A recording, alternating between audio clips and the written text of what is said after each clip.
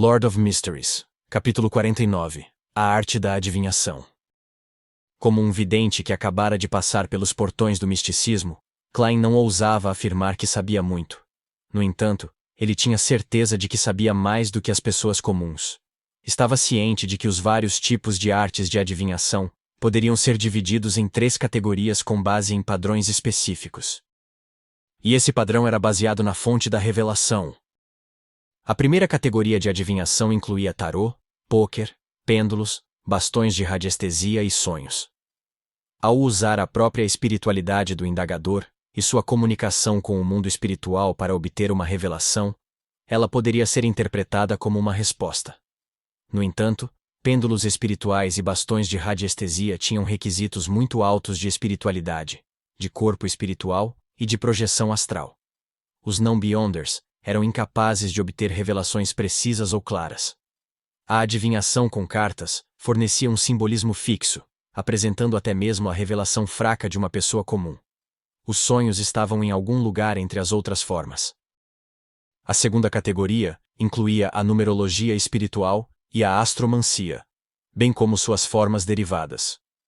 O adivinho usava os detalhes pessoais do indagador ou mudanças na natureza antes de utilizar cálculos, inferências e interpretações para responder às suas perguntas. Com este método, a iniciativa não era do indagador, mas do adivinho. Nota: indagador é a pessoa alvo da adivinhação, e adivinho é quem faz a adivinhação. A terceira categoria usava um terceiro externo, separado do indagador e do adivinho. Os tabuleiros Ouija com os quais Klein estava familiarizado em sua vida anterior pertenciam a essa categoria. Consistia no uso de rituais para pedir uma resposta direta do desconhecido ou do sobrenatural. Embora houvesse uma grande chance de pessoas comuns não terem sucesso, houve casos em que conseguiram se comunicar com espíritos ou entidades maliciosas que as levaram à loucura. Esses métodos de adivinhação geralmente levavam a tragédias. A adivinhação do espelho mágico que Hannas Vincent mencionou pertencia à terceira categoria. No misticismo, os espelhos estavam ligados ao desconhecido e ao mistério, como se fossem as portas do mundo espiritual. Assim, Klein parou do lado de fora da sala de reunião, pretendendo saber como o famoso adivinho explicaria a adivinhação. Klein queria saber se precisava informar o capitão ou não, incomodando-o à noite. Claro, havia uma maneira segura de fazer a adivinhação do espelho mágico. Pode-se pedir respostas às 7 divindades ortodoxas. Mesmo que fosse muito difícil para uma pessoa comum receber qualquer revelação real, ela não correria nenhum perigo ou sofreria qualquer efeito posterior. As adivinhações do espelho mágico que eram estritamente controladas pelos falcões noturnos e punidores mandatários eram aquelas que pediam ajuda a deuses malignos ou existências misteriosas. Além disso, o adivinho não poderia fabricar coisas de forma aleatória. Algumas frases ou qualidades tinham o potencial de atrair a atenção de entidades desconhecidas. No mundo onde havia poderes beyonders, tais adivinhações geralmente levam à tragédia. Klein até suspeitou que os Klein, Welch e Naya originais tinham feito tal adivinhação proibida seguindo as instruções do diário da família Antígonos. Nesse momento, Hannas também explicou o princípio por trás da adivinhação do espelho mágico e descreveu o processo real. Primeiro, você escolhe um horário e uma data adequados de acordo com a divindade em que acredita. Você pode decidir isso usando o manual de astromancia. Por exemplo, todos nós sabemos que os domingos simbolizam a deusa da noite eterna, pois o domingo é a personificação do descanso. 2 a 3 da madrugada, 9 a 10 da manhã, 4 a 5 da tarde e 11 à meia-noite estão todos relacionados à lua. Assim, eles são controlados pela deusa da noite eterna. Assim, os adivinhos que rezam para a deusa da noite eterna podem usar a adivinhação do espelho mágico durante esses horários em um domingo. Uma boa base. Klein assentiu de leve enquanto usava a porta entreaberta da sala de reunião para se esconder. Deve-se dizer que, com as 7 igrejas principais se controlando, algum conhecimento de misticismo de fato vazou. Por exemplo, muitos dos significados por trás do simbolismo podem ser encontrados no manual de astromancia. No entanto, sem as poções ou poderes beyonders, as pessoas comuns não conseguiam obter os efeitos desejados. Segundo, devemos examinar o espelho com cuidado. Deve ser um espelho revestido de prata. Você coloca o espelho na posição que representa a lua. Hanás demonstrou com o suporte na mão. Não.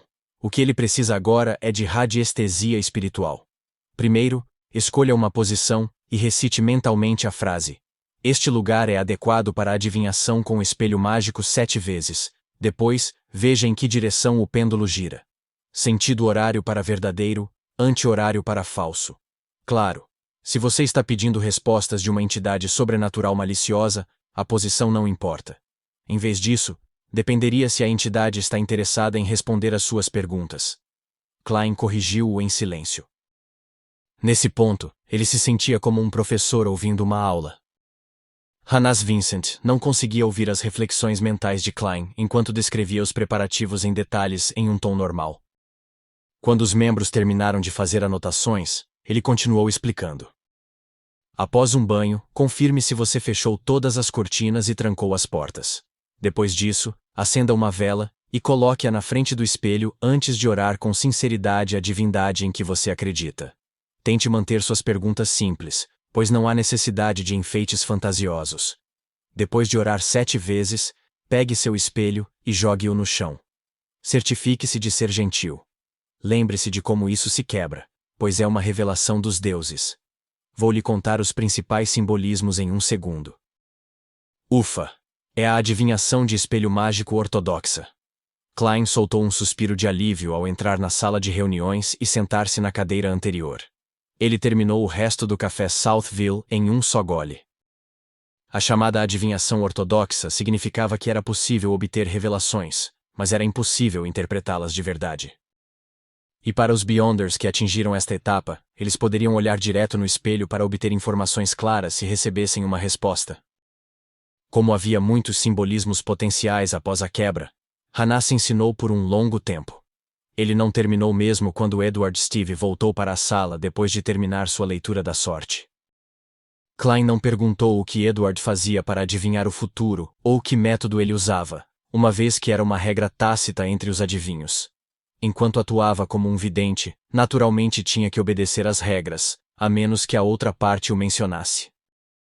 Descobri que muitas vezes nossa interpretação é muito vaga, como se atendesse a diferentes solicitações, permitindo que pessoas diferentes encontrassem uma descrição de si mesmas a partir da interpretação. Edward bebeu um gole de chá preto Cibe e disse com um suspiro suave. Por exemplo, aqueles que encontram adversidades e calamidades acabarão por ver a luz da esperança. Hehe. Mas ninguém sabe quando a luz da esperança virá. Por exemplo, uma viagem pode não ser muito tranquila, mas você com certeza chegará vivo. Hehe. Os mortos não vão me retrucar. Como ele não ouviu desde o início, ignorou a aula de adivinhação do espelho mágico de Hanás. Viés de sobrevivência, acrescentou Klein com um sorriso. O viés de sobrevivência no geral significava que muitas estatísticas incluiriam apenas aqueles que estavam vivos e com sorte. Os dados ignorariam os mortos, portanto, os resultados seriam claramente enviesados. Certo, o imperador Roselle era mesmo um filósofo, Edward maravilhou-se. Sem palavras, Klein ergueu o copo vazio e fingiu tomar um gole. Os membros estiveram totalmente imersos no estudo dos horóscopos e na adivinhação do espelho mágico durante toda a tarde. Às vezes, também discutiam com Klein e Edward. E quando isso acontecia, Klein fazia o possível para cumprir seu dever como membro informal dos Falcões Noturnos. Ele se esforçava para desviar o assunto de qualquer coisa relacionada a Beyonders ou ideias perigosas. No entanto, ele falhou na coisa que mais queria fazer. Alguns indagadores vieram, mas nenhum deles o escolheu para fazer a leitura da sorte.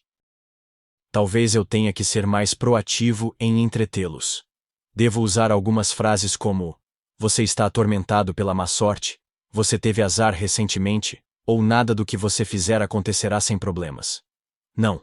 Isso não é nada como um vidente. Com isso em mente, Klein não pôde deixar de balançar a cabeça em autodepreciação. Ele pegou sua bengala, levantou-se e saiu depois de se despedir de todos. Às 5:30, Edward Steve vestiu o casaco e se preparava para sair do clube de adivinhação, quando de repente viu uma figura familiar. Boa tarde, Glacis. Faz tempo que não nos vemos. Ela cumprimentou com um sorriso. Ele viu seu amigo com interesses semelhantes usando um terno de formato usual com uma gravata borboleta preta. Na frente de seu peito pendia um monóculo. Logo depois, ele notou que seu amigo não parecia bem. Até mesmo seu cabelo loiro macio parecia seco. Boa tarde, Edward. Coffee. Glacis, com o chapéu na mão, de repente usou o punho para cobrir a boca enquanto tossia algumas vezes. Você está doente? Edward perguntou preocupado. Sim, estou com uma doença muito grave.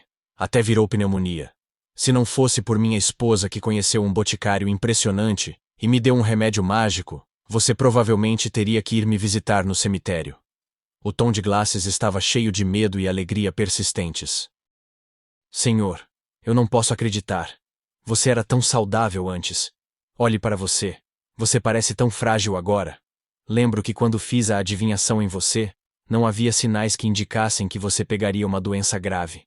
Edward acenou com a bengala e disse com um suspiro surpreso. Minha própria adivinhação teve o mesmo resultado que a sua. Talvez não sejamos adivinhos qualificados. Além disso, Glacis de repente relembrou os acontecimentos na segunda-feira, quando sua expressão ficou anormalmente séria. Naquele momento, a bela dama, Angélica, aproximou-se e curvou-se com um sorriso agradável. Depois de trocar cumprimentos, ela primeiro mostrou preocupação com a saúde de Glacis e deu algumas sugestões. Então, mencionou de passagem. Sr. Glacis, o Sr. Moretti, que solicitou seus serviços de adivinhação antes, também se juntou ao nosso clube. Aquele que me fez ler sua sorte? Os olhos de Glacis se iluminaram de imediato. Deus! Onde ele está? Ele acabou de sair. Angélica e Edward não conseguiram compreender a reação anormal de Glacis. Glacis deu 2 passos agitados e disse. Da próxima vez que ele vier, por favor, perguntem quando ele virá se eu não estiver por perto. Glacis, o que aconteceu? Aquele Sr. Klein Moretti fez alguma coisa com você? Edward perguntou em perplexidade. Glacis ergueu o braço e olhou direto para os rostos inquisitivos de Edward e Angélica. Ele disse entusiasmado. Ele é um médico muito mágico.